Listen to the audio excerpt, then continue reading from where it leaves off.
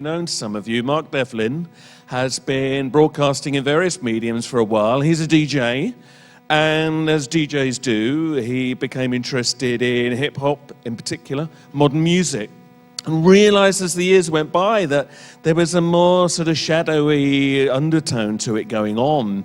And the more he worked with it, the more he realized maybe there was a message, some kind of hidden message, and maybe this was something we really ought to identify and try to work out what's going on. So Mark's been part of the People's Voice Network. He has a podcast that he broadcasts trying to show people, look, there's a bigger context to what's going on, to what you're listening to. And that's what we're going to get an insight into today. So please give a big round of applause for Mark Devlin.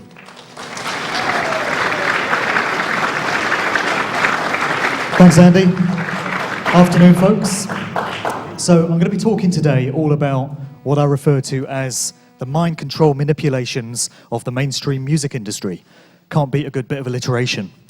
And along the way, we're going to be getting into subjects such as trauma-based mind control, ritual sacrifice, and occult symbolism. So it's all good family-friendly stuff, as I'm sure you can see. Despite all that, I'm going to attempt to finish on a positive, uplifting note. And believe it or not, along the way, there might even be one or two jokes, because I do find sometimes that the world, when you really look at it, is just so bloody ridiculous and absurd that the only appropriate way of dealing with it is to have a bloody good laugh at it. So there'll be a couple of occasions where we can do that. Just by way of a brief bit of background on myself then, I've been a club and radio DJ for the past 24 years, and I've been on various radio stations. I've played gigs up and down the UK, and I've been fortunate enough to travel to quite a number of countries, over 40 countries. And for many years, I just went with the flow and did what DJs are supposed to do, played the music, put the records out that were serviced to me by the record companies and the promo companies, and I was a good little sort of DJ serving the system, if you like. Didn't really think much about what else might be going on. But round about 2007, 2008, I noticed that the music that I was involved with, which was nominally hip-hop, R&B, and black music generally, was changing big time. And it was changing in terms of the way it sounded, and it was changing in terms of the visuals as well. And this raised a few questions with me as to what was going on. And this coincided with a point in my life where I was undergoing what I refer to as a conscious awakening, which reached its culmination in 2010, when it was like an alarm bell went off in my head, and so much of what I'd been reading and researching in previous years suddenly all fell into place and all made sense. And this was the tail end of a period where I'd been doing a lot of reading of some quite deep books. I remember reading Graham Hancock's Fingerprints of the Gods back in 1995, which is a real world changer for me. And then latterly it was the books of David Icke and many other authors. And so I came to realize in 2010 that the world is actually nothing like we've spent all our lives believing it is. And it's not run by the people we think it is. It's not governments that run the world. It's a group of individuals with vested interests operating through generational bloodlines. There's one good example.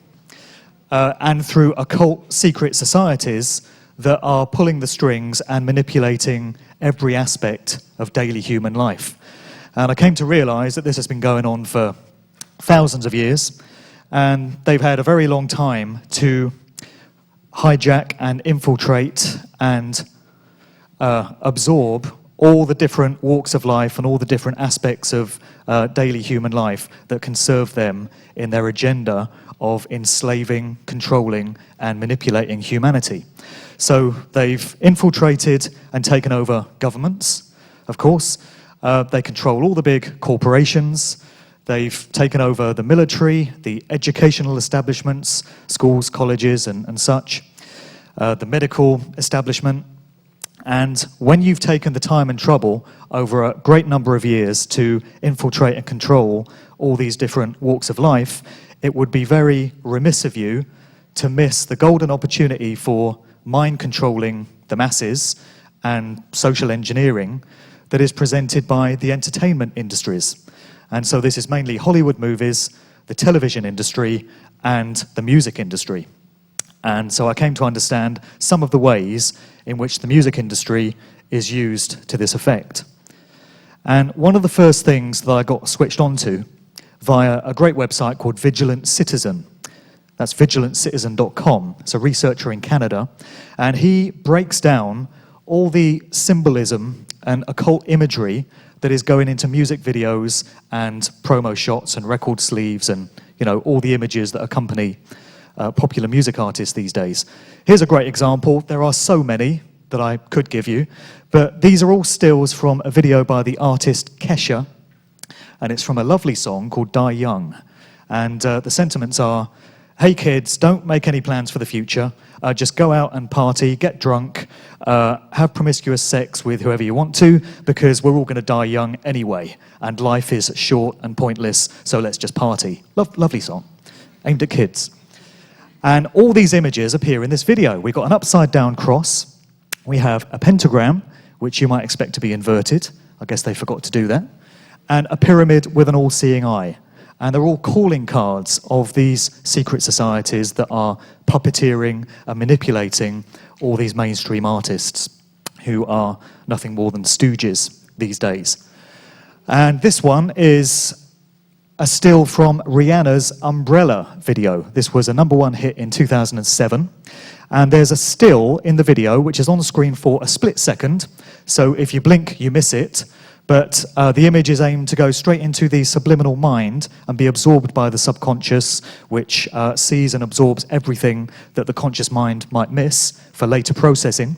And we have this image which, at first glance, appears to be Rihanna bending down and striking a pose. But when you look at the finer detail of the image, you come to realize that it's been digitally manipulated. It's impossible to strike a pose like that. And different researchers have put different interpretations on it. A common interpretation is that it's evoking the entity known as Baphomet, which is one of the favorite sort of emblems of the satanic secret societies that we're talking about here. This stuff is going into videos which is viewed by kids and young people, and they have no idea that it's being absorbed into their subconscious. Another lovely one. This is the rapper, it says here, Lil Wayne. I beg to differ. But Lil Wayne is a very big artist on what is now laughingly referred to as the hip-hop scene. I remember better days when hip-hop made sense, but that's another story. And this is a still from his song, My Home Is Still, which we'll revisit again later. Again, it's a split-second image, and this comes on screen at the point where he says the lyric, "These hoes love me like Satan, man." I'm not entirely sure why the hoes would love Satan in the first place, but apparently they do. And you see Wayne changing into this sort of demonic entity here, and he's with a girl that has a monarch butterfly covering one eye. So that's laden with symbolism. A very similar image. Why would these be going into music videos? A very similar image comes from a video by the artist Robin Thicke, R&B soul artist, who in recent times has quite clearly been elevated a few levels and raised up in the industry to do a bit of work for the system in exchange for his fame and fortune, because his music and what he's all about has changed big time. So in his record, Get You Back, you have a split second where you have this demonic entity on the screen. Why would this be happening? Don't know about you, but I remember days when music videos were all about the artists having fun, on speedboats in the Caribbean, just doing something relevant to the song, but these days seemingly not. And the song Get You Back was aimed at his wife, the actress Paula Patton.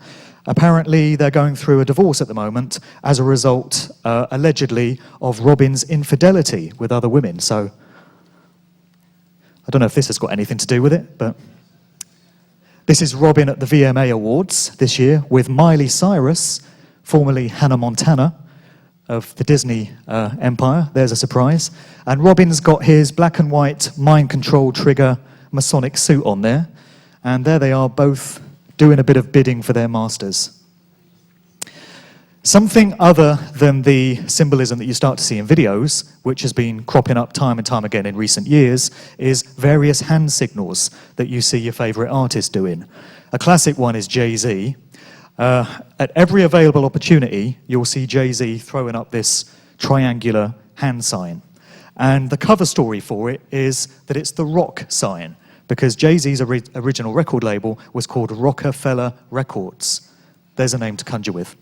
And the rock sign is supposed to be symbolizing a diamond, and it's supposed to be celebrating the bling culture of hip-hop, rags to riches. We've made it, let's celebrate life. Throw up your rocks. That's the invitation that goes out to fans. But interestingly, we see this sign in many other places. This is one of the grade signs of the AA organization, nothing to do with alcohol or automobiles. Aleister Crowley's occult association. And this was one of the common grade signs there that you see being replicated by the Jay-Z rock sign. And here's Anton Sandor LaVey, founder of the Church of Satan, doing the same thing back in the 60s. So this sign has been around a long time, and there are many other ways to interpret it other than the rock sign. And so here are all the fans at a Jay-Z concert, on instruction, throwing up their rock signs. The instruction will go out and all the hands go up in the air, and nobody really understands the energetic effect that they're having by putting these symbols out there. And I came to understand that symbols in themselves aren't inherently evil or anything else. They're neutral. It's all to do with the will and the intent and the meaning that is placed on the symbol by whoever it is that's putting it out there. And I came to understand that when these symbols are repeated in this fashion, the original intention and the original energy behind the symbol is what goes out there into the ether. And there he is, David Rockefeller, the man Jay-Z named his record company after. Good-looking fella, I'm sure you will agree. What is he now, about 196, isn't he? And Jay-Z and his best mate Kanye West doing the old rock sign. Normally in the full presentation that I do, I go in big time on Kanye West as an example of a good artist turned bad, because there's a point in Kanye West's career and in his music where it's obvious to see that he's been called on by those that control him to start doing a bit of work and start being elevated a few levels. And interestingly, the sun, that paragon of truth and virtue, decided to do a piece on all these symbols that are going into hip-hop records. All this stuff has entered the public consciousness to such a degree that the Sun felt the need to address it. So they're talking about Jay-Z, Rihanna, and the cabal obsessed with triangles that now runs the world. They've added the word allegedly there in their usual mocking tone. But isn't it interesting? You've got kids now coming home from school drawing Illuminati pyramids with an all-seeing eye in the middle. And it used to be the case in hip-hop many years ago that artists would name-check Tony Montana of Scarface, the Scarface movie, and Don Corleone of The Godfather. And, this would be their sort of gangster personas that they would step into. And now you have hip-hop artists name-checking the Illuminati. The Illuminati has become the new Scarface, the new Godfather. It's infamous, it's notorious, it's what everyone wants to be associated with because everyone's heard of the Illuminati, whether they understand the true implications of it or not. We have Mrs. Jay-Z, Beyonce, doing the same symbol at the Grammy Awards last year. And here she is at the Super Bowl the same year, which was just a few days afterwards, doing another interesting symbol with the fingers. And researchers have identified this particular hand signal as evoking sixes, 2 of the 6s that you need to make up 666. That appears to be what's going on here with these artists. There are many of them that have done it through the ages. A young Michael Jackson, who I would suggest was so mind-controlled at the time and so under the influence of those that were pulling his strings that he had absolutely no idea what was going on, which was probably the case for most of his life, sadly. But there he is, doing the same symbol. And there's someone else we know well who just happens to be doing the sixes as well. But I'm sure it's all just a coincidence, as many people would like to believe. And I don't know about you, but I find this one particularly sinister. Eminem doing a devil horn sign, which is rather unsettling. Why would this be going on? Why do these artists feel the need to do this? Why are they being instructed to do it? Back to our old mate, Anton LaVey of the Church of Satan. There he is doing a similar hand symbol. And here's the practicing Satanist, Hillary Clinton. So no huge surprise there. Not for me anyway. Nor with this one. All working for the same masters, ultimately, when you follow the pyramid far enough. Something else that I noticed in recent years that was going on with promotional pictures of artists was this very bizarre method of photography where they would only show you half the face. Half the face is missing from the frame, and you have one eye being highlighted. And I remember at the time thinking, why is this fashionable? Why is this cool? Why is it great to only have half your face photographed? Didn't make much sense. But when you put it into the context of all the other artists that just happen to be covering one eye, whether it's with a hand or with the tipped brim of a hat or with hair or any other way of just highlighting one eye, you come to realize that there's an agenda going on here. It's another calling card of the controllers. These artists are being instructed to put these symbols into the subconscious mind of the public without people realizing what's going on unless they really pay attention to it. And what we have here is pretty much every A-list artist out there right now doing the one eye thing. And you come to realize that things have reached the stage where you can't be a successful A-list artist in the music industry anymore, or at least in the US industry, without having sold your soul, without being completely puppeteered by these masters, because every single one of them is doing it. So when I first came to an understanding of what was going on, I was quite naive, a bit green, in thinking that it was a fairly modern phenomenon. It was a contemporary thing. It was being done with today's artists. And the more I looked into it and the more I researched, I came to realize that in actual fact, the music industry has been controlled in this way since year dot, since its inception. And you can take it way back. You can take it back to the days of Elvis Presley, the 1950s.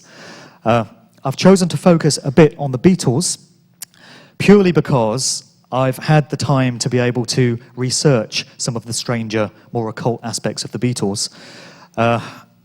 It could equally be the Rolling Stones, because believe me, there is so much that you can get into regarding the Rolling Stones. So many unanswered questions, so many occult anomalies there.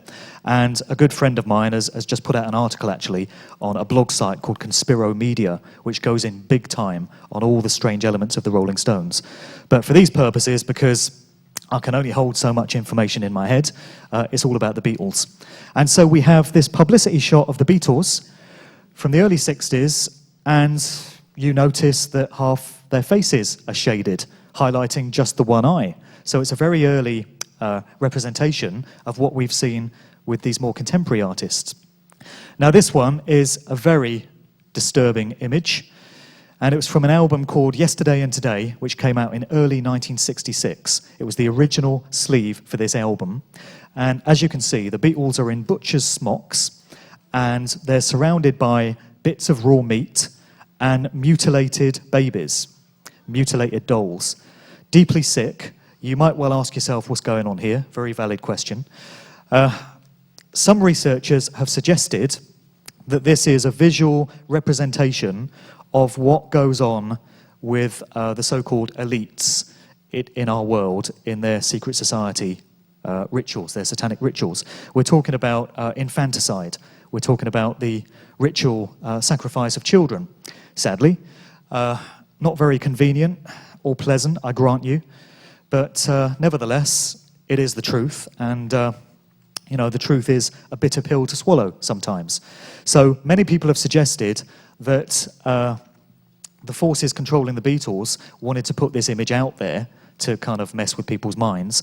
Other researchers have suggested that the Beatles, and Paul McCartney in particular, wanted this image to be put out there because they discovered the truth about these horrors that go on, and they wanted to kind of subliminally communicate that to people. But this sleeve was withdrawn after a few weeks when there was an understandable protest about how horrific it was, and it was then replaced by a different sleeve. And here we are with a couple of hand signs we've seen before, Lennon and McCartney. Lennon's doing the Baphomet sign round that way at the moment, but there's another picture where he turns his hand around the other way. I think he couldn't remember which way it goes, so he covered both bases. But interesting, same signs cropping up back for Yellow Submarine in the 60s. And when it comes to conspiracy theories within the music industry, they don't get more high profile than the one known as PID, or Paul is dead.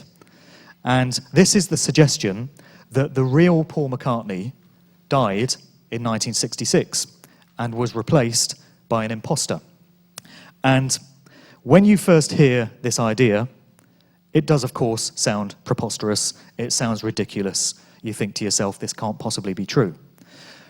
But when you put it into the context of everything else that goes on in the entertainment business, such as mind-controlled artists and ritual sacrifice and all the rest of it, and what goes on in the wider world, unfortunately, suddenly it does take on an air of plausibility, at least as far as I'm concerned. And I've just done a podcast interview with a lady called Tina Foster out of the US, who is pretty much the foremost researcher into the Paul is dead theory. And she's got a blog called Plastic Matter on Blogspot, which goes into very fine detail about all the evidence for the fact or the suggestion that McCartney was replaced. There's lots of forensic detail. So we have these two pictures here of a pre-1966 young McCartney and a more latter-day McCartney. And when you view them side by side, you can see there are quite a few anomalies there. The nose is different, the mouth is different, the eyebrows, the facial shape, the chin, quite a bit of detail to be accounted for there. And for anyone that was born after 1966, they've grown up with the idea that this fella right here is Paul McCartney. It's the only Paul McCartney you've ever known.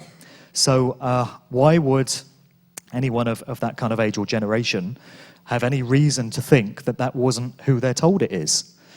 But I definitely recommend going to the Plastic Matter site because there's lots of indicators there suggesting a switch. And researchers have pointed to all kinds of symbolism and imagery on Beatles record sleeves, such as the famous Abbey Road sleeve, where you've got the four Beatles crossing the zebra crossing. People have put so much meaning into the way the Beatles are dressed there. You've also got the sleeve to the Sgt. Pepper album, which apparently contains many clues, which we'll look at. And there's McCartney with the original McCartney, with another interesting sign going on there. There are two versions of what happened with McCartney. One is that he had a blazing row in a recording studio with the other Beatles sometime in 1966, stormed off, got into his sports car, drove off at great speed, and was involved in an accident in which he was near decapitated somewhere on the M1, so the legend goes.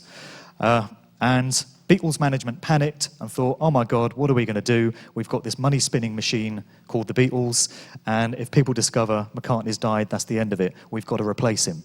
Now that one is patently ridiculous because it means they would have to have a double lined up, ready to go, with all the musical talent, all the songwriting and guitar playing ability, who looked enough like McCartney to be able to carry off the deception, all waiting in the wings and ready to go. Clearly, that can't have been the case.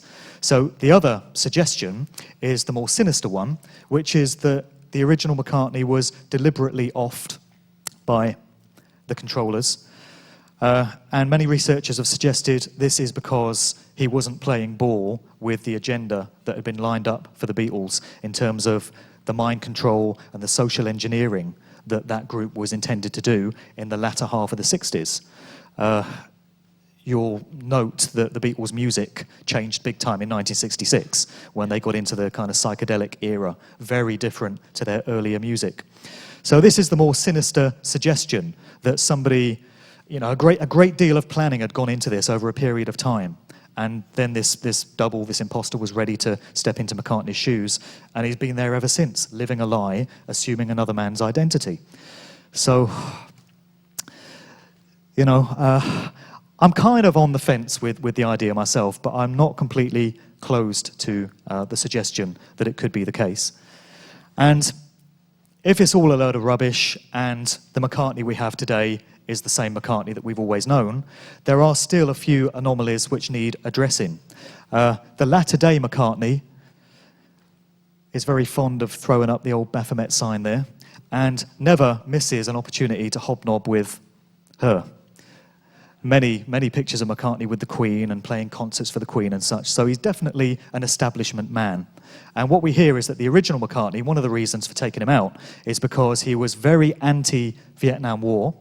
He was very conscientious and was very outspoken about the Vietnam War. And he'd also started asking questions about the Kennedy assassination. This was back in the 1960s, when it was still very fresh in people's minds. And he was raising the suggestion that Oswald may not have acted alone, so we hear. And that would appear to be at odds with the McCartney we see today and some of the ways in which he behaves. There he is. So one to ponder on there. And here's the famous Sgt. Pepper album sleeve. And there's a character lurking in the back left there, which a lot of people may recognise. And he is Aleister Crowley of OTO, AA, Church of Satan fame, Thelema fame, all these secret societies and kind of belief systems that he was associated with. And when the Beatles put this album out, they said, these are our heroes, we've put our heroes on the sleeve. So why would Aleister Crowley, a notorious dark occultist, be a hero of the Beatles? And what possible connection could a dark occultist have with the music industry? There's a researcher called, what's his name? Horse Lover Fat. Don't ask me.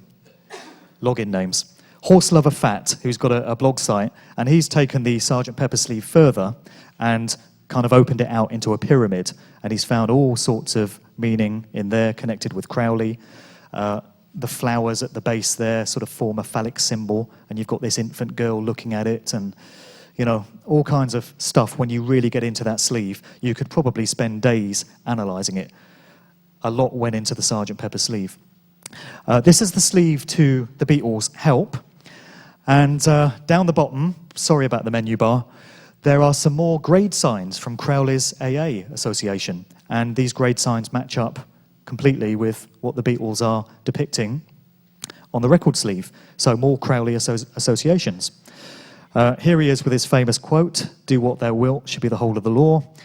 And that's generally taken to mean, in Crowley's context, do whatever you want, live however you want, and to hell with the consequences for anyone else. A very selfish, self-absorbed, self-obsessed interpretation of things.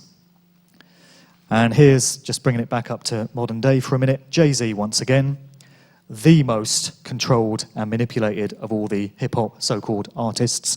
And he's got his Crowley sweatshirt on there. It says, do what thou wilt, the famous Crowley motto on Jay-Z's sweatshirt. So the influence of Crowley stretches right into present day from back in the 60s.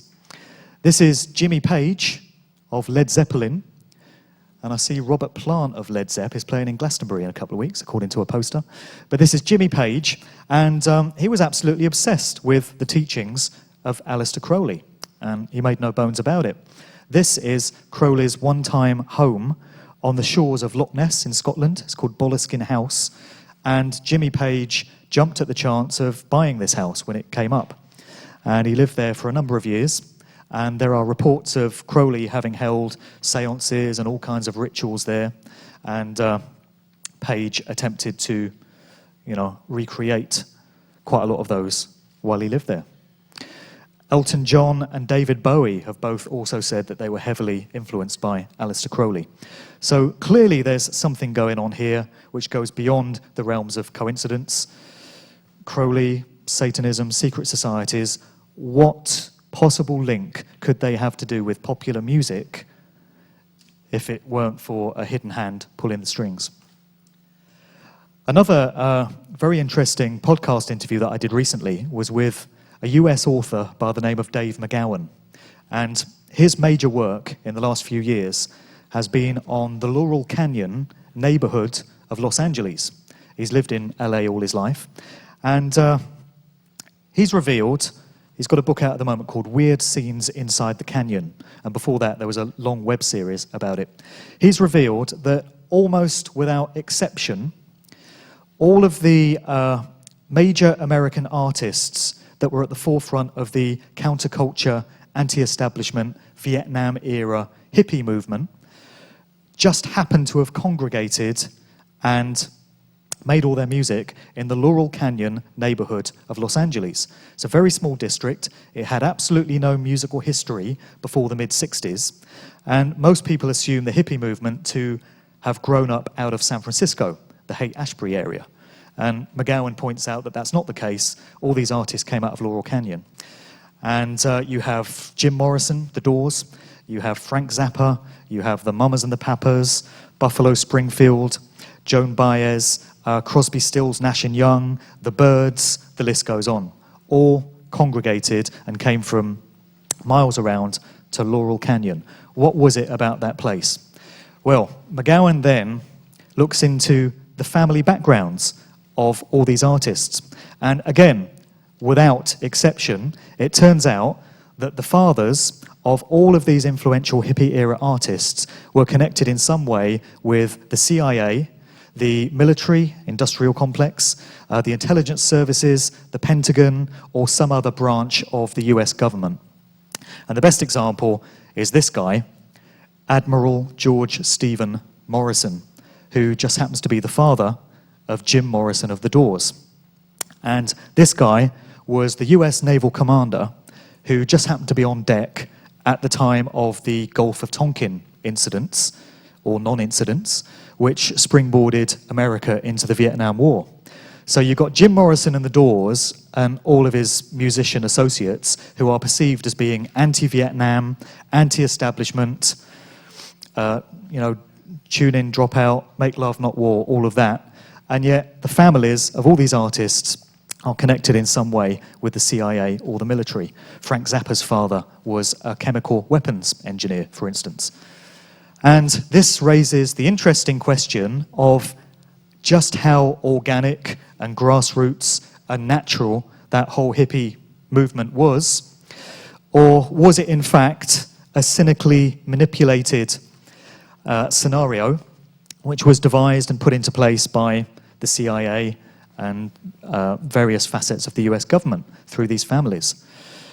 It would appear that many people's idea of the hippie dream and all the ideals that it constituted may not have been as natural as we'd like to think it was.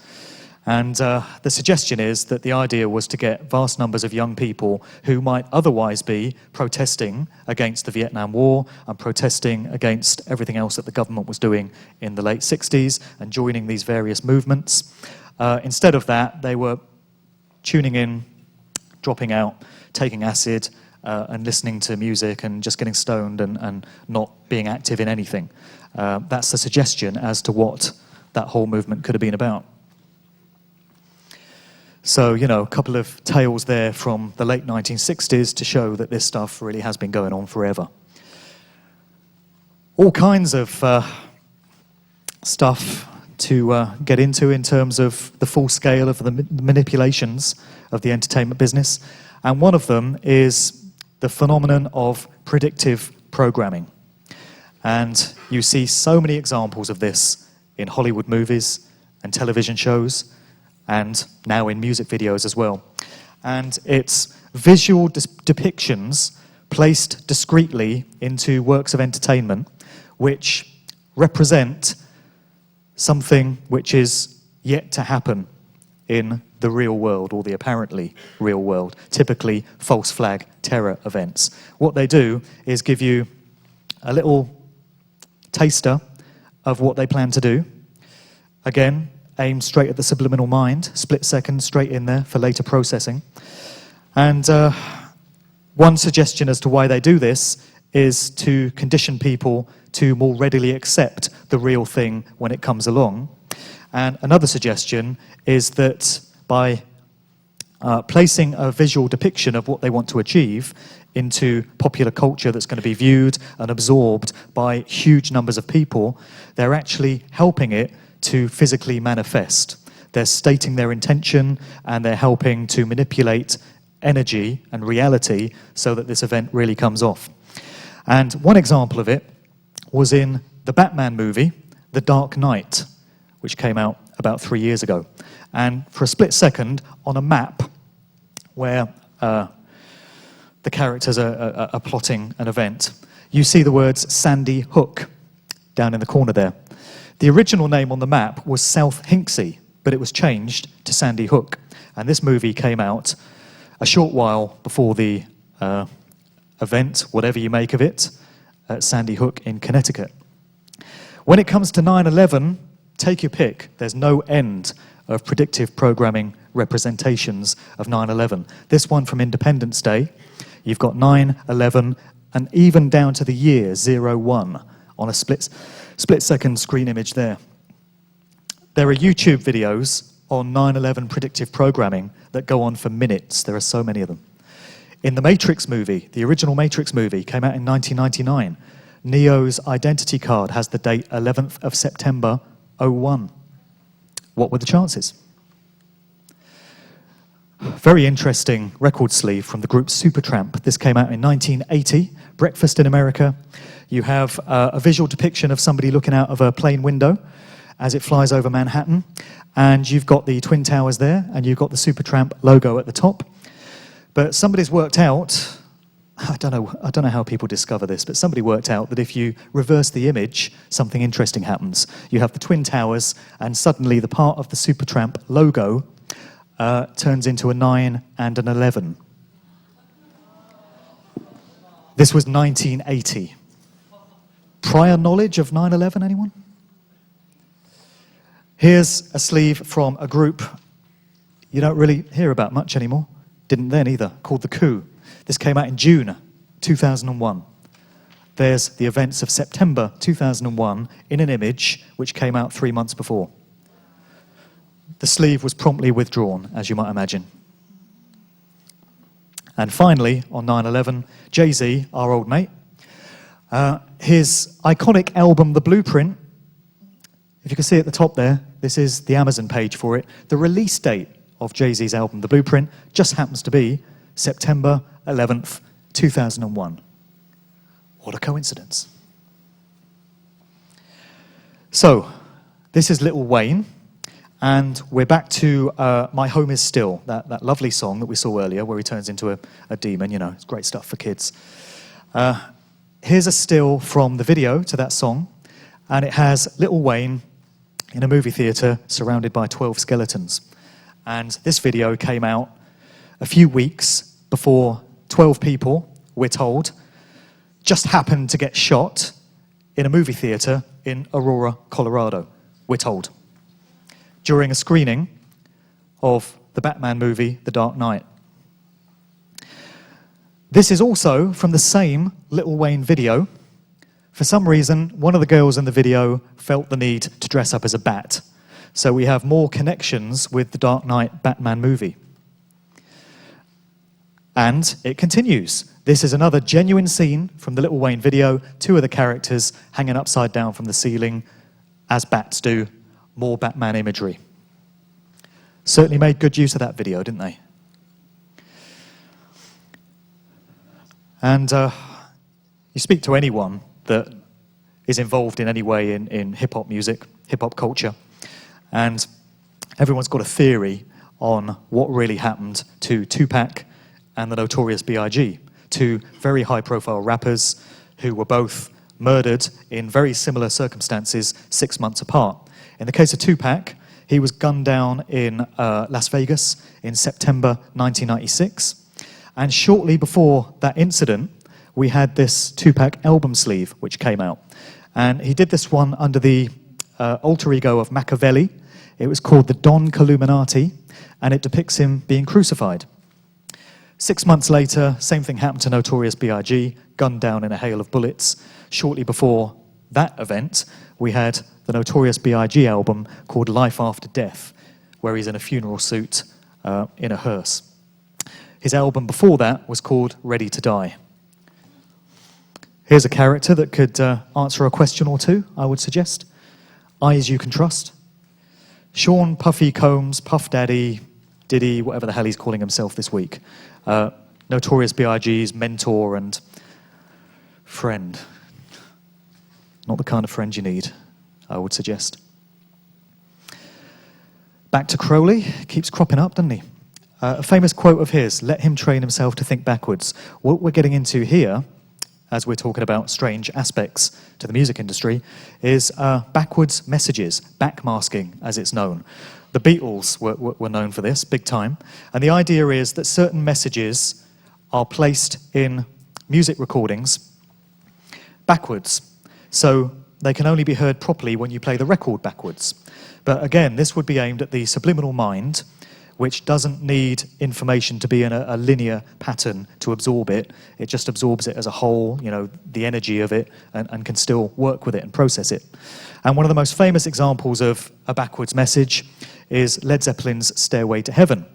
And it's so well known that if you go on Led Zeppelin's Wikipedia page, they even give you a little audio snippet of the section of this song which is alleged to contain the message.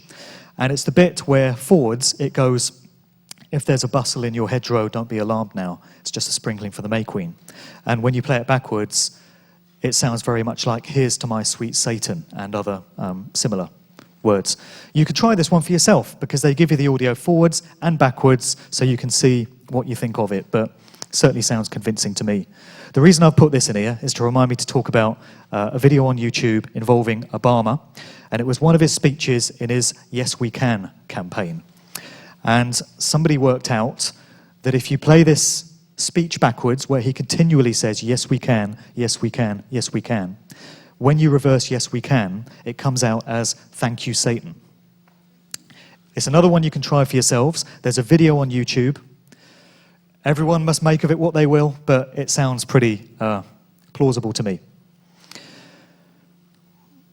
And the way a lot of these things work when it comes to recordings is down to the fact, I came to realize, that everything in existence is made up of sound and light energy resonating at different frequencies. And when you understand that, and you've got an agenda to manipulate people through music, you can, go a long way with it. And I'm sure a lot of people are familiar with the work that's been done on the consciousness of water and sound frequencies by Dr. Masaru Emoto of Japan. He's done a lot of work to show how water has a consciousness and can absorb the energy of words. And these can be words in written form, because they still carry the original intent of the word, or they can be words in spoken form. And he's shown how water crystals arrange themselves according to the energy and the intent behind the word. So we've got some examples at the top there of, positive harmonic words and intents. And we've got some at the bottom involving very negative, discordant words. And that's the way that the water kind of arranges itself. So we're into the realms of sound frequencies. And I'm not a music producer myself. I just play the music, but I've got lots of music producer friends. And they tell me that the standard tuning pitch for recorded music and for musical instruments for the past several decades has been 440 hertz. A equals 440 hertz. That is the frequency to which instruments are tuned, and recorded music is made. And this was introduced, it would appear, during the Second World War by the Nazis, those nice people, in association with the Rockefellers, who attempted to introduce it some 20 years earlier. But it finally came into place towards the end of the Second World War, and it was a kind of Nazi instigation. And they saw to it that 440 was the standard pitch for recorded music. So most recordings that you listen to would have been recorded to that pitch. But producers and musicologists tell you that, in actual fact, 432 is the natural harmonic frequency, and this was the standard tuning pitch prior to 440 being introduced. But it was seen to that 432 got left aside and 440 replaced it. But 432 is the harmonic frequency we hear. And when I first heard that, I wondered to myself where I'd heard those figures before, 432, because it resonated with me in some way. And I remembered reading Graham Hancock's Fingerprints of the Gods. And the reason I remembered the 432 is because in the book, he reveals that the Great Pyramid of Giza is a scale model of the northern hemisphere of the Earth on a scale of 1 to 43,200. And it's related to the phenomenon of precession of the equinoxes. And what you find is that 432 is part of a cosmic sequence which involves various multiples and factors of it. So it can involve 216, half of 432, or 108, which is half again, or 864, which is double. The zeros don't matter, it's the 432 and the 216s that are important. And it turns out that you see 432 and its derivatives cropping up in the movements of the sun, moon, and planets and their dimensions time and time again. One astrological age in a precessional cycle, 2,160 years, so 2 ages is 4320. Turns out the polar diameter of Saturn is 108,000 kilometers, so 108 doubled is 216, doubled is 432. Orbital period, 10,800 days. Great Pyramid in Mexico, an overall base of 864 standard, I always get that word wrong, units, which is twice 432. Diameter of the sun, 864,000 miles. The moon, a diameter of 2,160 miles. 6 times 6 times 6 is 216. 864,000 seconds in a day. 432,000 for day, 432,000 for night. 432s, 216s, over and over again, encoded into the universe.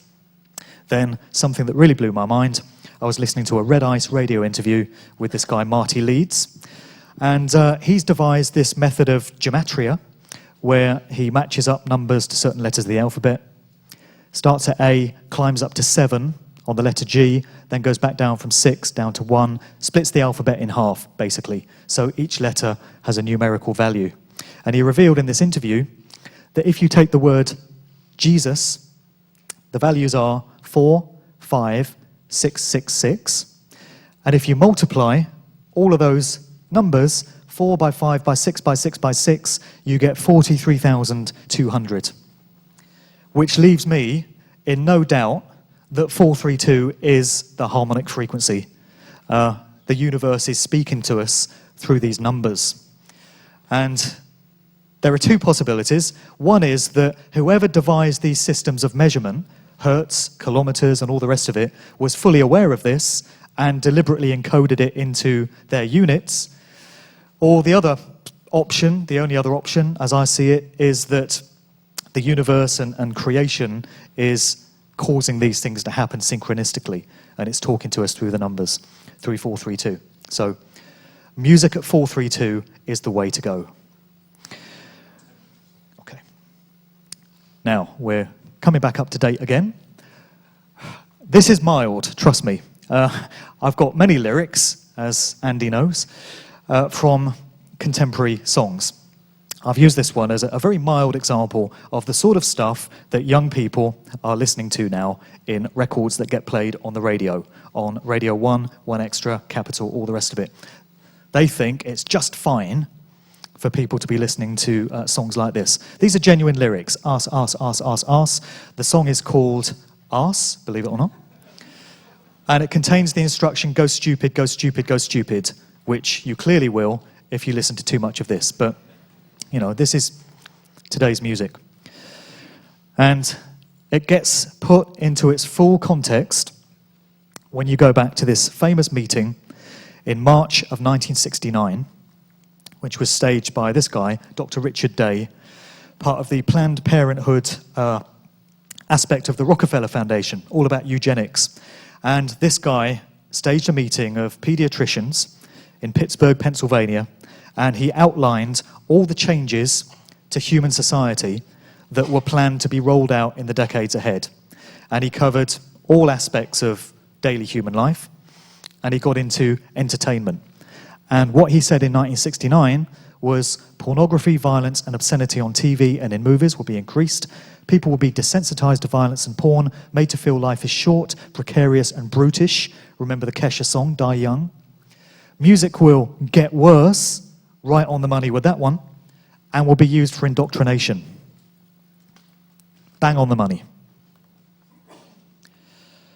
And I've looked into hip-hop and popular music generally, but one genre of music which is lapped up greatly by young people and is global right now is electronic dance music. You know, club music, house music, very, very big in every country around the world. So it would be very remiss, again, of the controllers not to want to seek to infiltrate that particular genre. And I'm seeing lots of visual indicators that that is exactly what's happened. Armin van Buuren's A State of Trance appears to be a depiction of Saturn with a heart in the middle. I love Saturn, maybe, or I love Satan. Paul Van Dyk, massive producer and DJ, has got this pyramid crop circle sort of thing going on. Carl Cox, massive DJ, his logo looks a bit like a winged sun disk to me. So it's all going on. And a lot of people ask me now why it is that I do this, why it is that I talk about this stuff, because it would be far easier for me not to. It's caused a few problems in terms of, you know, my progression as a DJ. And a lot of people think that I'm a nutter and I've lost the plot. Not that I care. But I do it because I've come to this realization and this understanding of what music is being used for. And I'm a lifelong music lover, and you know, I've clearly been duped and deceived in many ways in terms of what the music I've been associated with has been used for. And I feel a sense of personal responsibility. Easy. Okay. I feel a sense of personal responsibility to put this information out there, having understood it. And I mentioned that I wanted to finish on a positive, uplifting note, because I am optimistic about how things are going to turn out in the long run. And I think getting information such as this out there, however unsettling and unpleasant and negative it may seem, is absolutely key to finding any kind of solution, and just letting people know the ways in which they're being manipulated and mind-controlled so that they can do something about it. And as with all things, it's a choice. When you hear about GM foods and the dangers that they do to the human body, you have a choice to avoid GM foods, modified foods like the plague. When you hear how fluoride calcifies the pineal gland, you have a choice not to drink fluoridated water. Don't clean your teeth with toothpaste that has fluoride in it.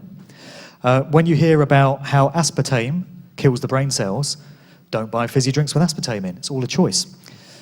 So then, when you realize what's being done in music to socially engineer and indoctrinate and manipulate people and affect their perceptions of life and what it's all about, you have the choice not to associate with it. Don't listen to these artists. Don't support them.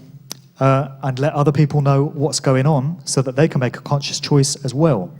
I've got 2 young kids, aged 3 and 5, and I'm going to make it my life's mission to keep them away from Lady Gaga and Rihanna. That is my work.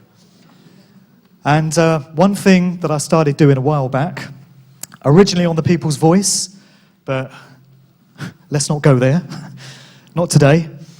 I now do it independently, and I put this out on my SoundCloud page. It's a show called The Sound of Freedom, and it's positive, uplifting, meaningful music, everything music should be, and it's artists that are addressing all kinds of issues that you hear discussed at this event: truth, consciousness, spirituality, conspiracy, all of it articulated in great music that you have to dig quite hard to find, but it is there if you know where to search. So I do that. I also do a series of conversation-based podcasts called Good Vibrations. That's where you'll find the one on The Paul is Dead and the Laurel Canyon, and all kinds of people have been on that. Max Egan, Mark Passio, David Icke, Andy, Thomas, everyone. And it's all accessible via my website. That's the sort of one-stop shop for all of it. It's markdevlin.co.uk. And so I want to thank you for having me, and that's me about done. Thank you, Mark.